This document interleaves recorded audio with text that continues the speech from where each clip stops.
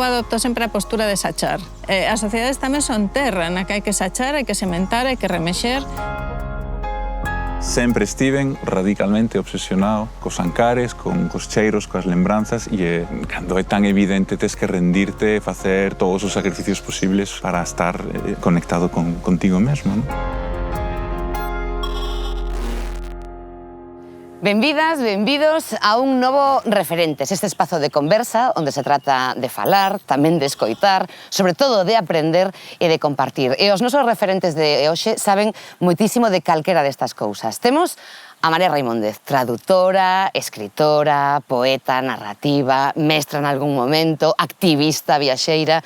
Que tal? Benvida, María. Grazas, pero mestra non, Algúnha vez, algunha experiencia docente sí que houve. Bueno, algunha, pero moi breve. E temos a Oliver Laxe, cineasta, docente tamén, imparte talleres, ruralista, non sei se te podo chamar así como reivindicador da esencia do rural da Galiza e multipremiado en festivais nacionais e internacionais pola súa obra. Oliver, benvido. Gracias.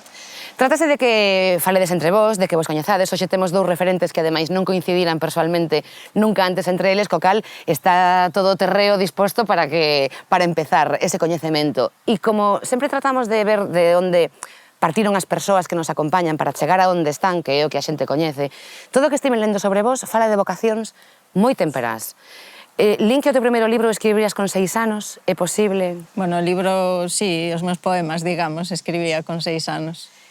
E lin de ti que dende pequeno che encantaba sair a facer fotos, buscar caras, buscar imaxes, paisaxes, que sempre debuxar, que sempre che gustou comunicarte a través da imaxe e da beleza. O meu primeiro recordo é de estar dibuixando un as de copas, non? Os meus pais reuníanse con outros galegos emigrantes e xogaban ao tute ali en París e lembrome da baraxa española de estar fascinado con ela, sí. E para ti, aquel primeiro poemario, contanos. Pois, aínda aí atrás, no día do libro, recuperei o libro, que aínda o teño. Ademais, houve unha época na miña infancia na que me gustaba así facer de bibliotecaria, entón puña así unhas etiquetas nos libros coas datas e tal. Foi un libro que me marcou miña mãe en Cedeira no ano 81, é dicir, eu tiña 6 anos. Bueno, pois é un libro para nada dedicado, supostamente para a infancia, pero é un poemario de Antonio Machado, que como podedes imaginar, pois son uns textos un chisquiño extraños, non? E a min fascinábame aquel libro, entón pintaba e eu tamén quería escribir, non? Entón, é moi interesante agora visto co paso do tempo para min reflexionar ao redor deste libro sobre varias cousas. Primeiro, sobre o feito de que a miña mãe non puxo ningunha fronteira, non? Eu estou certa de que a mí me chamou a atención aquel libro e ela mercou, non dixo, isto non é para estas idades, nin nada, non? Despois o tema da lingua, non? Que, bueno, pois eu veño dunha xeración na que o acceso ao galego hoxe non é moi bo, pero daquelas era inexistente, non? Os libros de literatura infantil eran moi difíciles de atopar en galego, niso temos percorrido un camiño tremendo.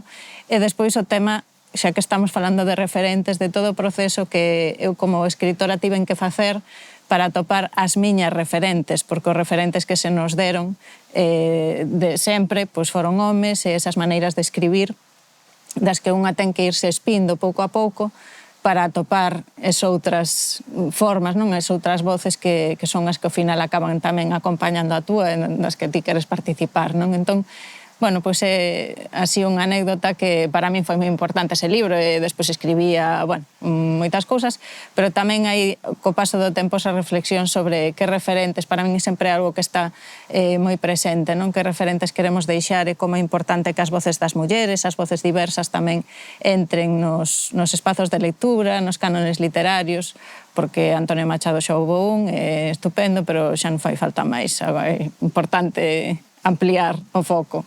Bueno, é o que sempre se di, non? Se a historia está escrita por homes, normalmente ese narrador escolle congéneres cercanos para contar a súa historia. Non sei como... Bueno, Galiza é o único país que ten o nome de muller do aeroporto, que é unha poetisa, Rosalía de Castro, que é a mestra dos artistas. Efectivamente, podíanse facer as cousas mellor, pero non está tan mal, non? Así que me parece que ter como referente, como paraugas a unha muller, todos os artistas galegos e que sexa, digamos, un consenso, pois, vexo positivo, non? Sí, o que pasa que é moi interesante iso que dis, porque Rosalía de Castro é unha muller ademais moi singular, non é unha muller calquera. Había outras autoras na súa época que escribían das flores, non dos paxaros e das flores, como dicía ela tamén, pero para min é interesante ver que se fixo coa súa figura despois, porque tamén nos dá moitas leccións do que acontece coas mulleres, mesmo coas que foron moi rebeldes, porque ela foi rebelde a moitos niveis, co concepto da nación, co concepto do Estado, coa lingua, cos xéneros, coa visión, por exemplo, de clase, non? De dar esa dignidade ás persoas do rural, non? Esa, bueno, pues, entidade, esa inteligencia, ese coñecemento, darlle valor, e despois que imaxe se fixo dela, non? Esa santiña, chorona. Entón, sí, para mí sen esa dimensión, digamos, de muller liberal, non? De finais do século XIX, non? Claro, como porque... había tantas na Coruña, non? Sí, en toda Galicia eu sempre digo que Rosalía de Castro é unha anomalía, é un produto da súa sociedade, non? É unha anomalía no sentido de que perdurou, pero é tamén o resultado pois, dun pobo no que o mellor pois, as relacións de xénero non eran exactamente as que coñecemos agora, onde as mulleres tiñan pois, tradicionalmente unha serie de papéis ou unha relevancia que ela foi captando, non? Unhas rebeldías que ela foi tamén capturando e tivo esa arte, non? De sabelo facer, pero bueno, sempre insisto que o máis importante de Rosalía de Castro é lela, porque aí está todo, non? Está o seu humor, está a súa ira, a súa carraxe, a súa intelixencia e a súa maneira tamén de percibir pois, a paisaxe, non? Que é unha referente túa? Para min totalmente, pero unha referente que tiven que recuperar. De feito, cando era pequena e nos Ancares, non? Que a miña familia paterna é de Becerrea, bueno, viñan, tanto o meu avó viña da parte do Cereixal, miña avoa de Vilouta, bueno, baixaron a vila, non? A facer a vida. Sempre cando era pequena e escribía, dicíame, ai, pequena Rosalía, eu cabreábame moitísimo, porque dicía, esta señora así escura, non? Que ademais no colexio nos contaban que ela non podía ser feliz, que tiña, bueno, unhas cousas horribles, non? Entón non me quería ver para nada relacionada con aquela figura que é moi significativo tamén, non? Co paso do tempo e a través da traducción tamén empecé a ler traduccións que se fixeron dela, reflexións feministas sobre a traducción, entón dixen, que pasa aquí, non? E foi cando volvín á súa obra. E claro, aí comprendín, bueno, todo o traballo que se fixo dende os anos 80 aquí, as críticas feministas, as pensadoras, as escritoras, que recuperaron a súa figura porque ten unha lousa moi grande en riba, non? E que ademais deches no pé a María, porque María escribiu un ensaio sobre a figura de Rosalía en Conversa, donde afloran moitas desas cousas quizáis para a nosa xeración que non nos foron transmitidas na escola, sino que máis ben si tiñamos esa visión de morriñenta, grisácea, triste, infeliz na vida, que non era a verdadeira... A dialéctica tamén, non? Os opresores, os oprimidos, as víctimas, os culpables.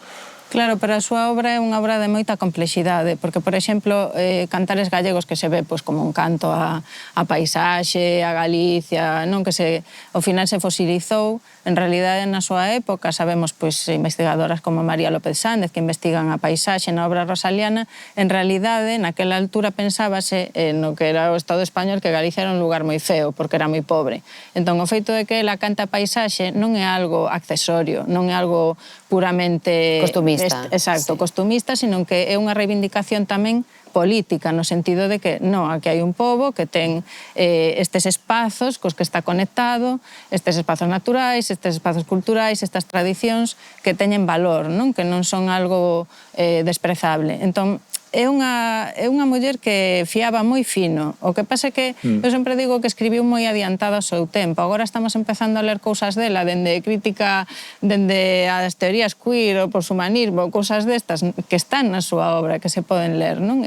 Pois iso, non sabíamos ata hai pouco, creo que foi María do Cebreiro quen primeiro descubriu que ela tamén traducira. E as súas traduccións son totalmente revolucionarias, o sea, cousas que hoxe en día se falan como supertransgresoras da teoría da traducción e están xa no propio traballo rosaliano, non? Entón é como unha fonte moi vizosa de cousas que van saindo aí que eu creo que, claro, tivo que ser unha muller que viviu con moita carraxe porque esa mentalidade naquela época non creo que ninguén fose quen de valorar cousas que agora vemos que conectan moito ca contemporaneidade.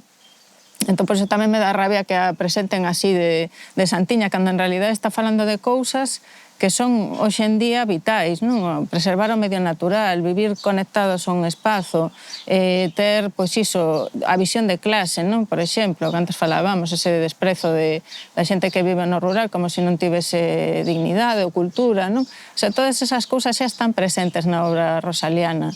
Entón, sí, para min é unha referente tamén por outra cousa que tamén me molesta de como se transmitiu a súa figura é que ela estaba conectada con moitas mulleres e agora vémola como se fose, lóxicamente, unha persoa singular, unha muller singular, pero sempre, por exemplo, as súas obras están dedicadas a outras autoras. Ela estaba sempre buscando visibilizar, conectar con outras mulleres e tiña como unha vontade moi colectiva, non? Unha voz moi colectiva das mulleres que para min segue sendo moi importante seguila traballando. Agora avanzamos moito, podemos dicir, pero iso segue sendo moi importante. Ainda somos moi poucas narradoras, que temos...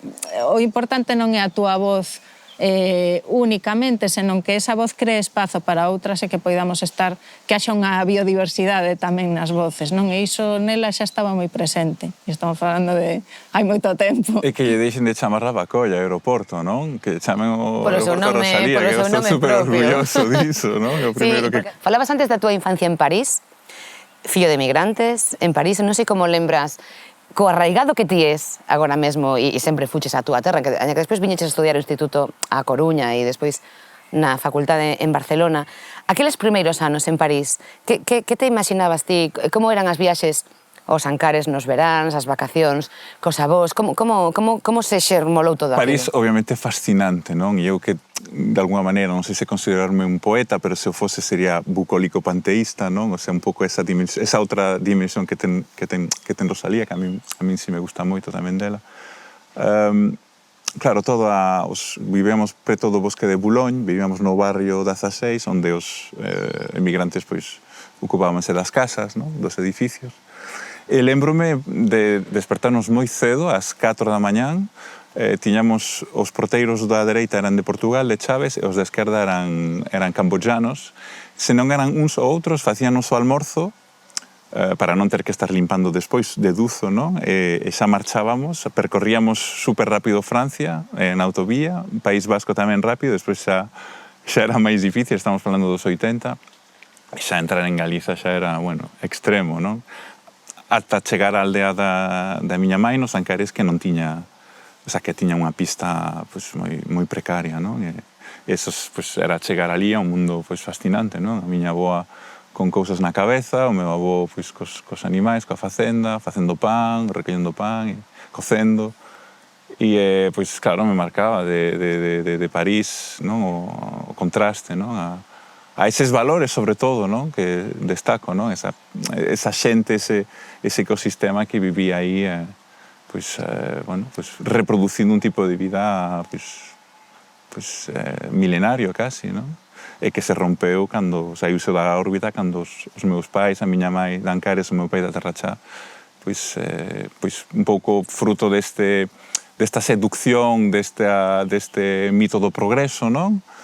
Pois seducidos por hilo ou empuxados por hilo, pois marcharon desta órbita. Eu, bueno, pois intento volver un pouco dentro da medida do que podo e sendo un fillo da modernidade intento volver a orbitar ao redor nese caso deste espazo que teño un enceñamento, creo, moi vocacional. No teu caso, a vocación tampouco é familiar, é algo que xorde de ti, pero as ocupacións dos teus pais non gardaban relación coa creación literaria? No, para nada.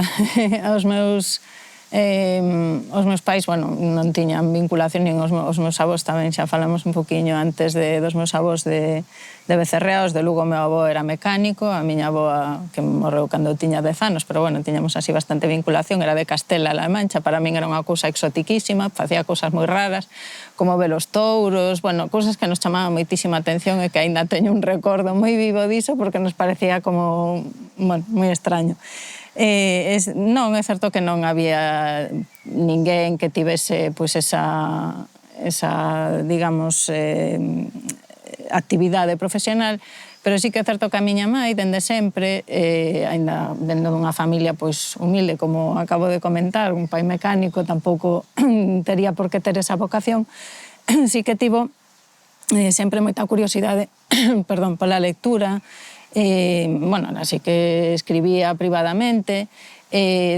Na nosa casa, para ela era fundamental sempre o tema dos libros, e, bueno, era unha persoa que lle gustaba moitísimo ler, era mestra, porque non a deixaron ir a estudar a Madrid, quería estudar cousas de ciencias e tal, e non foi posible.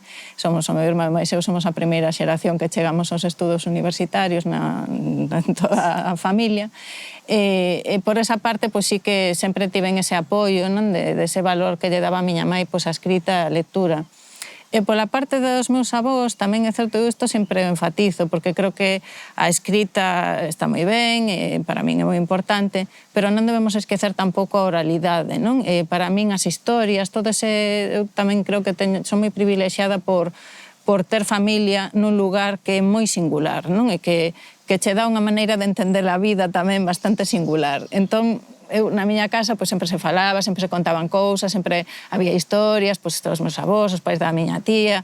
Bueno, pois sempre eso tamén forma parte, non, ese afán por contar, eu sempre estaba escoitando, interesábame todo. Entón, creo que é moi importante valorar non só entre aspas, alta cultura, non? A cultura ten moitas maneiras de manifestarse e isto é algo que a min despois me marcou moito no resto da miña vida, porque eu paso moito tempo con mulleres que son analfabetas e que considero que teñen moitas cosas que contar, non? E creo que iso é algo que me ven tamén pois de vivir. Os meus avós non eran analfabetos, pero, bueno, non tiñan, digamos, estudos. Nunca os vin como persoas que non tivesen coñecemento, non? Entón, para min creo que é moi importante ás veces cando se fai traballo, pois como no meu caso, en cooperación ou cando se está noutros países, as visións que levamos ás veces hai moito que analizar. E eu tiven esa sorte de contar, non, tamén con esa parte da miña historia persoal que me axudaba a valorar as persoas independentemente das posibilidades que tivesen de acceder a certos aspectos da educación ou da cultura, non? Como foi ese momento no que decides comunicar na casa, onde entendo que tampouco había ningunha profesión vinculada ao cine, e decir, este é o meu camiño, eu quero facer isto e sei que me pode sair ben? Eu disfrutaba dibuixando, facendo imaxes. Xa tiña, non sei se definiría mundo interior, pero sí que encantábame, producíame moito prazer inventar as miñas cousas, non? Xa no instituto tiñamos unha asignatura que era imaxe e son, lembro que xa escribiron un guión daquela. Curiosamente, un guión que hoxe en día podría filmar, non? Non era tanto unha cuestión de aprender ou de formarme como cineasta, senón era máis un tempo innato que creo que moitos poetas ou artistas teñen, non? E foi iso, foi abandonarme a iso, non? Sí que foi moi de corazón, de non medir, non? Son unha persoa que no fondo nunca mediu. Tamén o de vivir nos Ancares era tamén pois moi evidente, o sea, unha decisión como moi fácil, non? Cando tomamos decisións nas nosas vidas, claro, a pregunta que nos facemos é se, bueno, as decisións que temos que tomar, se é unha decisión que ven do noso corazón ou ven do noso ego, non?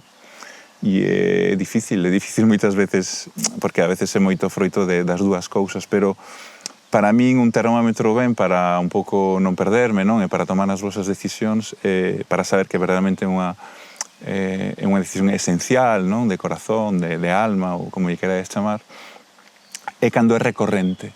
É dicir, cando esa cousa, as soñas, está presente en ti e tanto facer cinema como vivir na casa dos meus avós, onde naceu a miña mãe, pois era algo que estando nun avión a 6.000 kilómetros ou estando de viaxe, o sea, como que era recorrente, non? Era como, o sea, sempre estiven obsesionado, radicalmente obsesionado cos ancares, cos cheiros, coas lembranzas e hai que cando é tan evidente tes que rendirte e facer todos os sacrificios posibles que non o son ao final para estar, insisto, conectado contigo mesmo, non?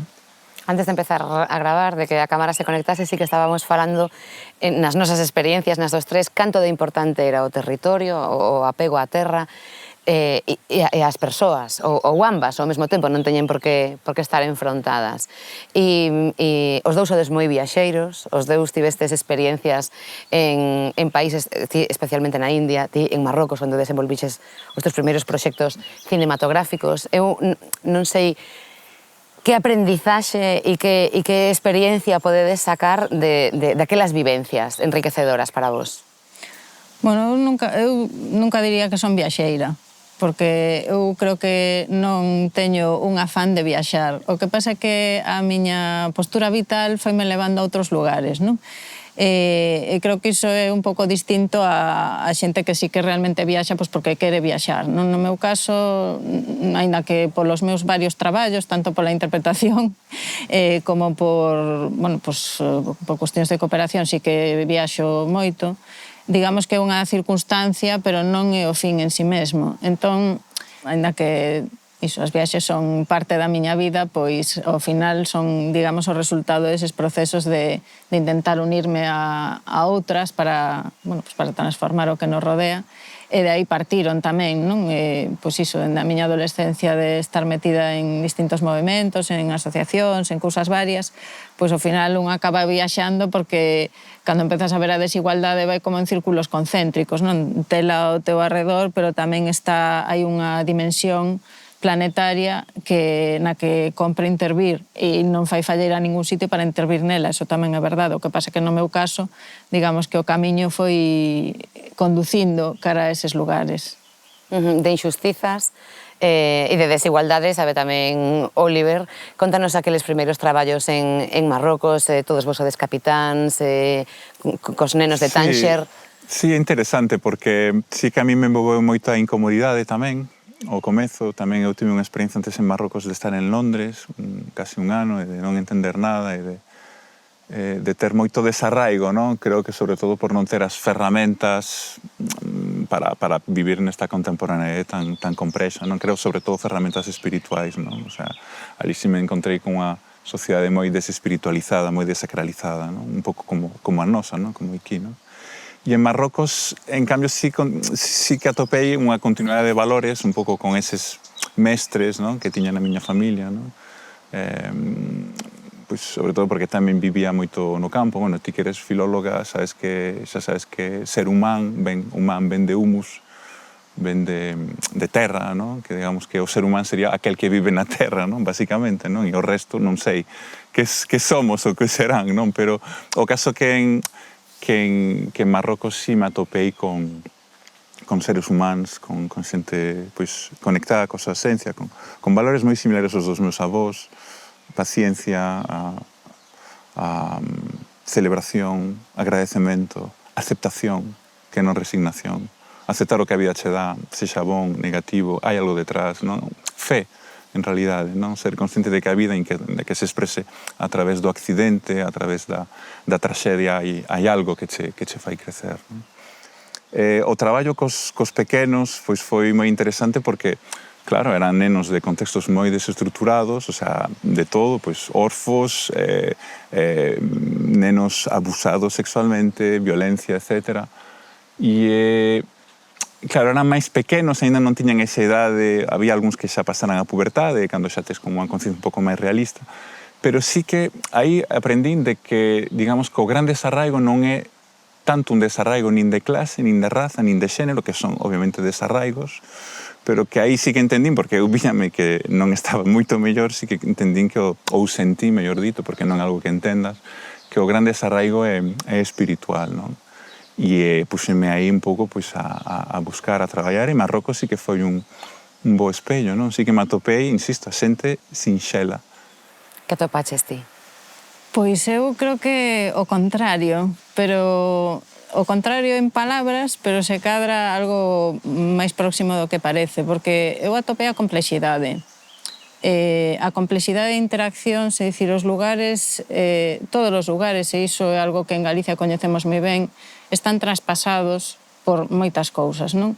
Igual que en Galicia houve unha serie de procesos históricos que continúan, non? E que buscan desarraigarnos, que buscan facer pois, do territorio un espazo de medio de plantación, non? Agora temos os eucaliptos, os eólicos, sempre hai como uns mecanismos de mercado, non? Do capitalismo que van condenando os territorios a certas posicións para beneficio económico de certos grupos tamén, non?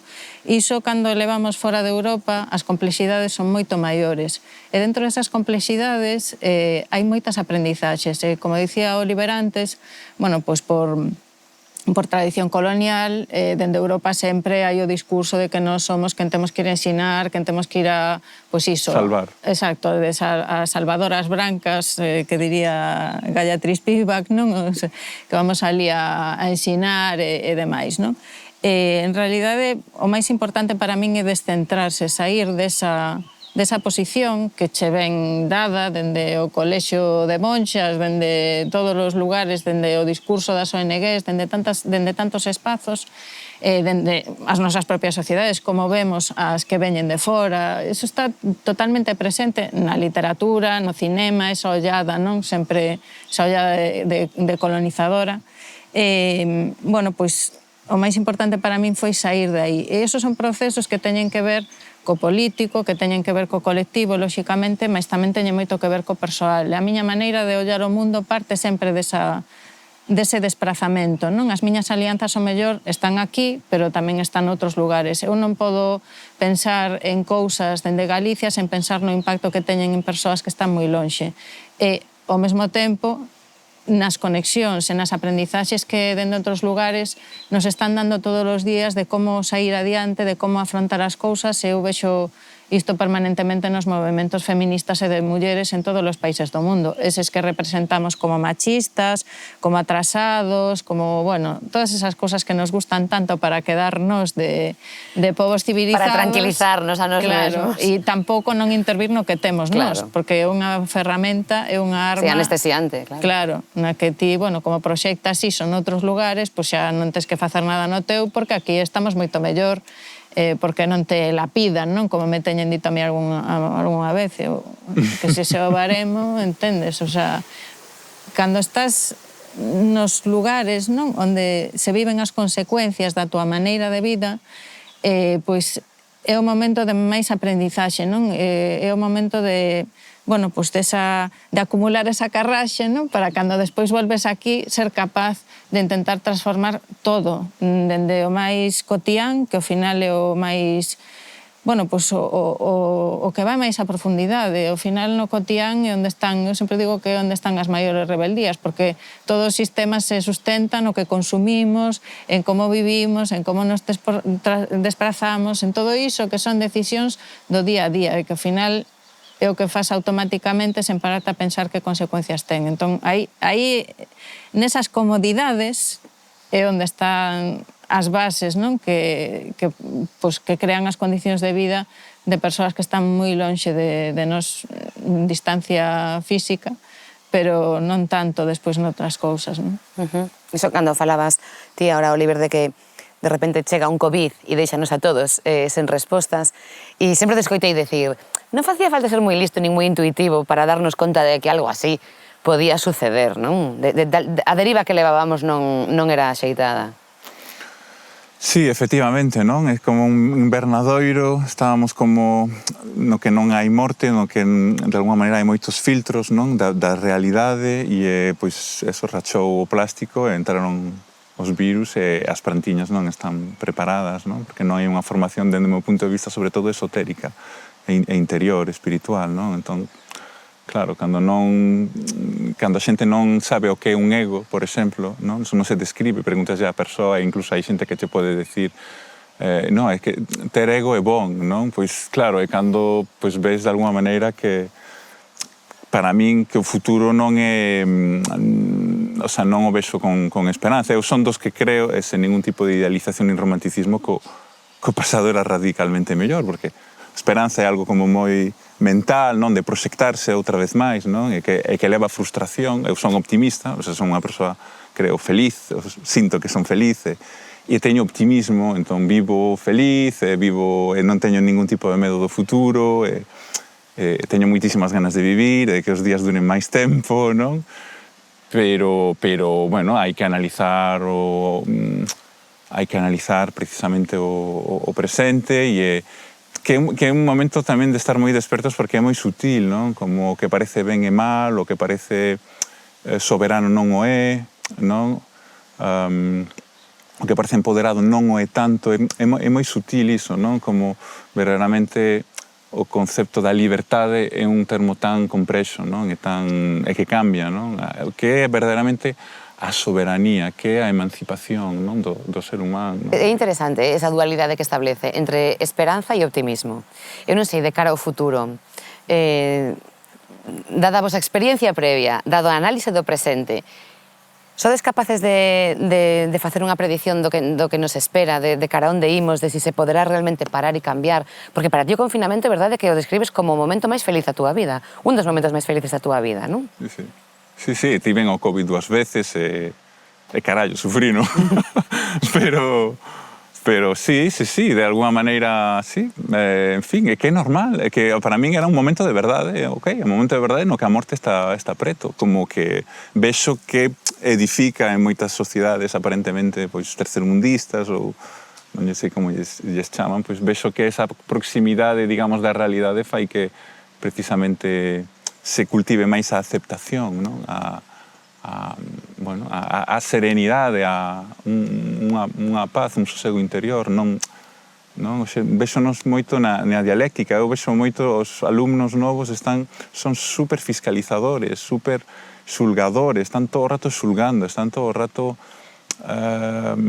eu era algo así, non? Cando me falaban de Chano Piñeiro, non? Como referente do cinema galego, era como, pero este facía cine americano, que máis daba que era galego, que houbera pitas, e que houbera unha muiñeira, e que houbera xente na aldea. Digamos que a mirada e a linguaxe era puramente, digamos, americana, hexemónica, ou como lle queramos chamar, non? Para min o máis importante é a interconexión.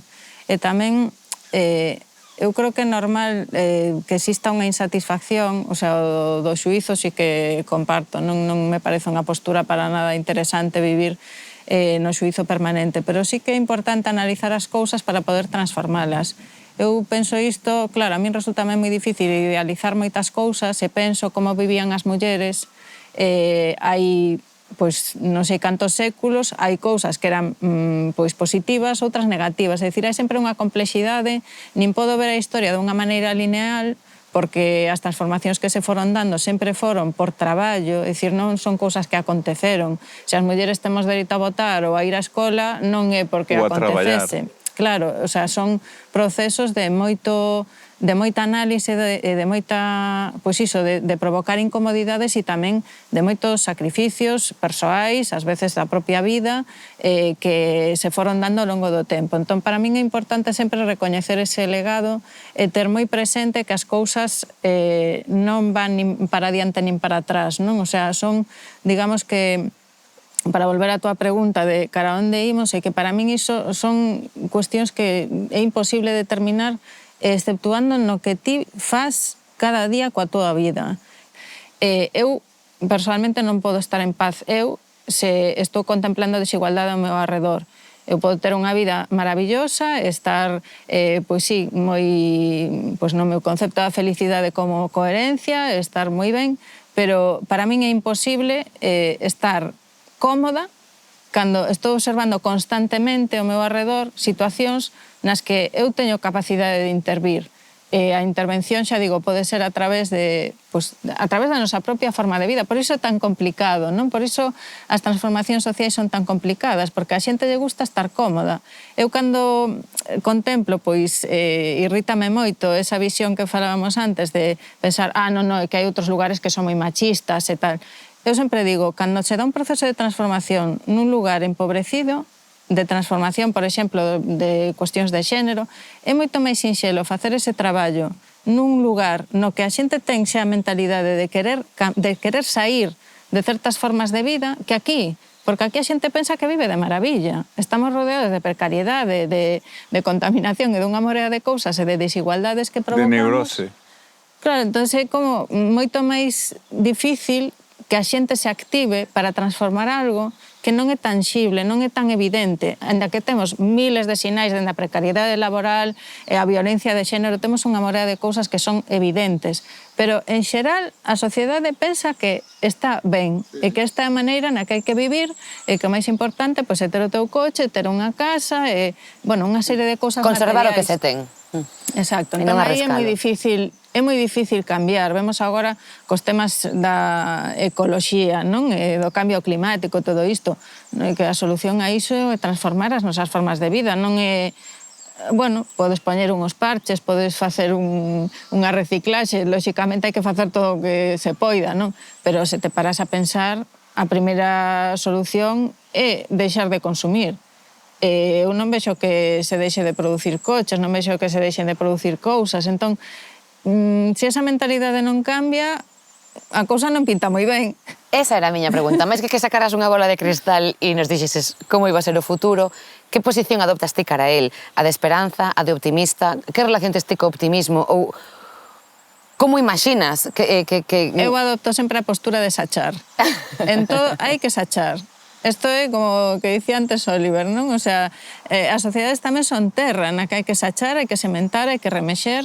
Se non estás nese traballo, entón algo falla, porque o resultado final hai moitas circunstancias que non están ao noso alcance, pois pode chover, poden pasar mil cousas, pero se non sachas, se non cultivas, aí está claro que non vai pasar nada bo. Entón, eu non traballo nunca cunha visión de dicir esa retórica tamén patriarcal, non? Das guerras hai batallas e non sei que. Non, aquí hai que sachar. A xente do campo sabe perfectamente que tes que traballar todos os días. E tes que sachar, e tes que facer ese traballo non, sin un fin. É como o traballo doméstico. O traballo doméstico tampouco ten fin. O traballo do campo non ten fin. É algo no que hai que estar permanentemente traballando.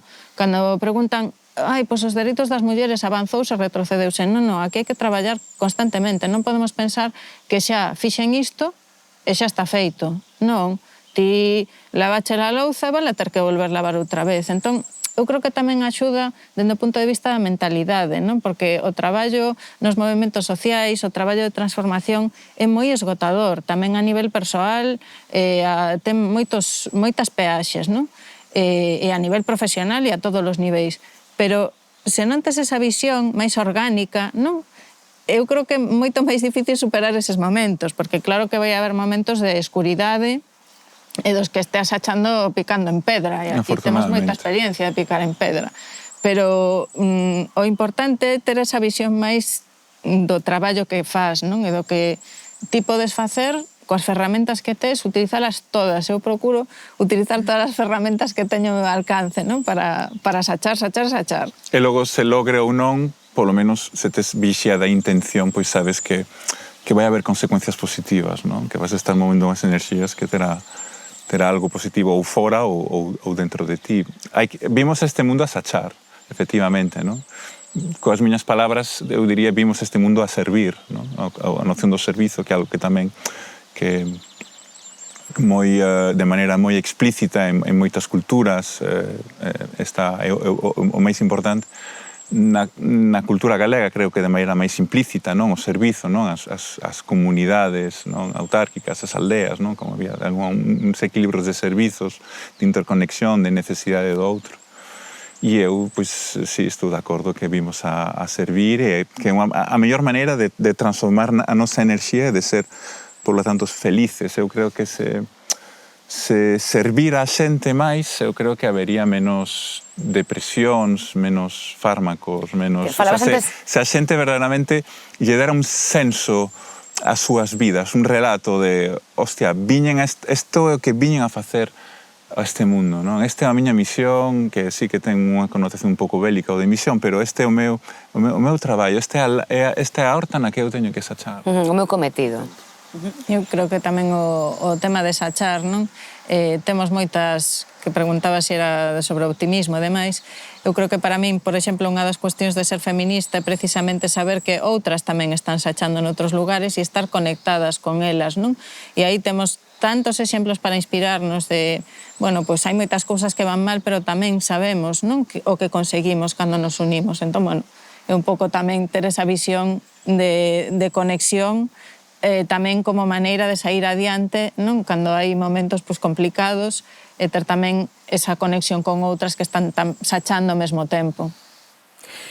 Ben, pedímolo en todos os espazos dos referentes, todos tedes que deixar unha pregunta para os seguintes, pero vos, a cambio, tedes que contestar a dos anteriores, que foron Manolo Gago e Pepe Solla.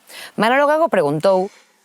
Pois eu gustaría preguntarlle sobre o futuro, porque moitas veces o que parece que nos define como persoas é o lugar do que somos, no que nacimos, a nosa familia, a xente que nos formou, pero vivimos nun mundo tan acelerado no que creo que moitas veces é moi extraño na forma na que abordamos o futuro. É dicir, como pensamos o que vamos a ser a nivel persoal, a nivel familiar, pero tamén a nivel de proxectos, canto miramos para adiante, canto nos imaginamos como vai ser a nosa vida futura e como vamos a intentar chegar a ela, non? É dicir, seguimos tendo soños, que leven máis alá do ano que ven ou duns meses para alá. Donde están eses soños e en que pensades? Eu sigo soñando, pero non cousas... Eu creo que tampouco nunca formulei a miña vida así en grandes aspiracións. Quero chegar a tal cousa, non? Ni sequera, pois sí, quería escribir, entón cheguei a publicar un libro, pero tampouco narro así o relato, non? Entón, as miñas aspiracións son sempre de moi curto prazo, non? De poder seguir traballando do que traballo, que me gusta moito, seguir escribindo, indo a coles, falar con peques, bueno, pois chegar a seguinte novela, meterme aí en Fariña, eses son os meus soños, sobre todo pois poder seguir rodeada, non, das persoas que están na túa vida, que queres, son soños así moi pedestres, non, moi cotiáns. Sí, eu moi similar, non? Estar rodeado de belezas, sempre o digo, pois de familia, de amigos, de animais, de comer, que sexa unha celebración, un ritual de agradecemento, camiñar, transmitir, coñecer a xente, non sei, sí. Vivir, non? Lembrome de toda a protagonista de Benedita Sánchez do que arde, que nunha entrevista lle preguntaron, Benedita, ca súa sabedoría, co maior que vostede, con todo o que leva xa visto na vida, que é o importante da vida? E ela contestou, vivila. Vivila, sí. Pepe Solla. Eu quería facer algo sobre os medos, os retos, as cousas tal, e cando és público, colles, en certo modo, un compromiso, non? Entonces, por exemplo, eu teño certo pánico e sei que un día terei que facelo, non? Porque ademais é que se o digo, acabo, teño que facelo, non? Pero cal é esa cousa que non te atreverías a decir día e comprométete a facela? Pero é tamén como un rollo de superación, é dicir, de superar os teus medos reais físicos. Eu creo que asumo iso case todas as semanas cando vou a clase de boxeo.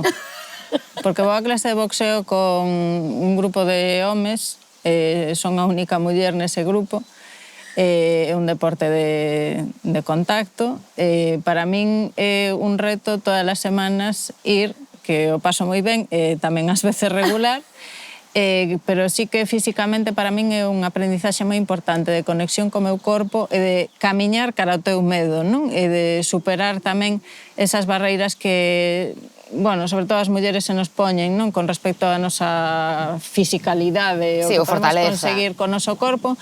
Entón, para min é moi importante chegar ali sin saber que vai pasar nesa clase, se vou ter algún tipo de encontronazo físico ou de outro tipo cos compañeiros do grupo, se algo me vai incomodar, se como vai estar o meu corpo, pero ir igualmente como de antes, non? Son insistente nas cousas. Eu teño moitos medos, pero intento exhibilos, intento como cineasta esa vulnerabilidade, esa fragilidade, eso, asumila, porque creo que é parte do proceso creativo, en fin, e aí é cando estás a escoita, non? De maneira orgánica do que te rodea, non? Cando preguntas, cando estás aberto, non? A miña parella fai escalada e eu teño vertixe. As alturas dame moitísimo medo, que é un medo que teño que traballar, entón pouco a pouco non sei se me comprometería, pero sí que estou, pois iso, indo pouco a pouco a ter fe, basicamente, E a intentar superalo. a ter fe de que, ok, pois, de que tes medo, non?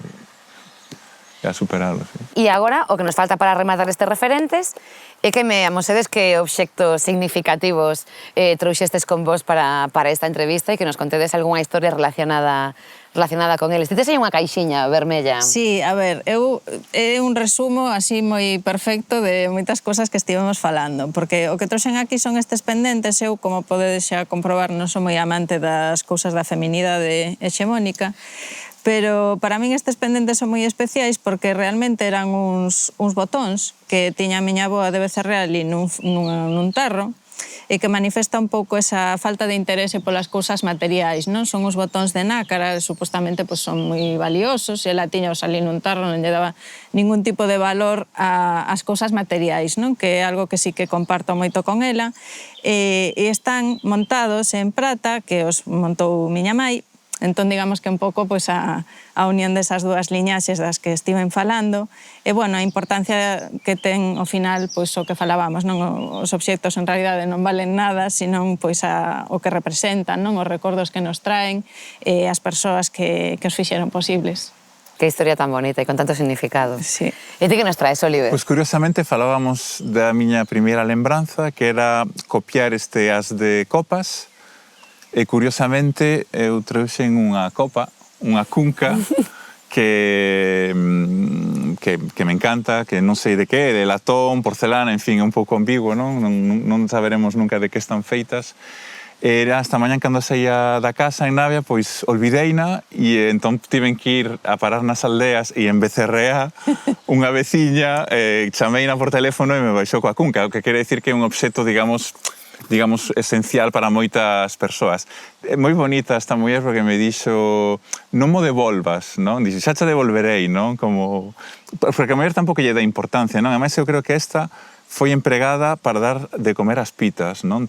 Está como máis gastada, non? Cando estaban aí no saco, non? Aí para dar as pitas. E a min pareceme que reivindico que este cunco é o que aparece no escudo de Galiza, non é o grial, ou, dito de outra maneira, este é o noso grial, non? É a nosa, digamos que é o noso fin, non? Que é a comida, bueno, a min encántame o leite con castañas ou con pan en pedazos, non? Con un pouco de mel, non? O sea, os sabores, o presente, non? A sinxeleza, non? Creo. E de alguma maneira tamén un grial, non? O grial, digamos que na literatura, no ciclo artúrico, na toda a literatura carolingia, non? O grial que como, digamos que eso, digamos, trascendental que se busca, no fondo está pois máis preto do que queremos e, bueno, este pois é un pouco o meu grial. No que almorzas cada día, non este, pero un coma este. Sí, nunca máis este. Sí. Que ben. Moitas grazas por traernos e por espirvos tanto. Fostes moi divertidos, moi amenos, moi xenerosos, compartindo tantas intimidades con nós. Eu quero agradecervos que viñerades os referentes. Foi un placer falar este anaquiño con vos. E eu non sei, que tal o pasastes vos? Interésame ver como... Eu seguiría. Sí, foi moi relaxado. Ademais, creo que temos visións moi de contraste, non? Así que tamén é interesante. Pero que suman moito. Claro, o sea, son como dúas confluencias, non? Dende dos lugares moi distintos. Foi un placerazo tervos aquí, moitísimas grazas, de verdade. A ti, Marc. Gracias.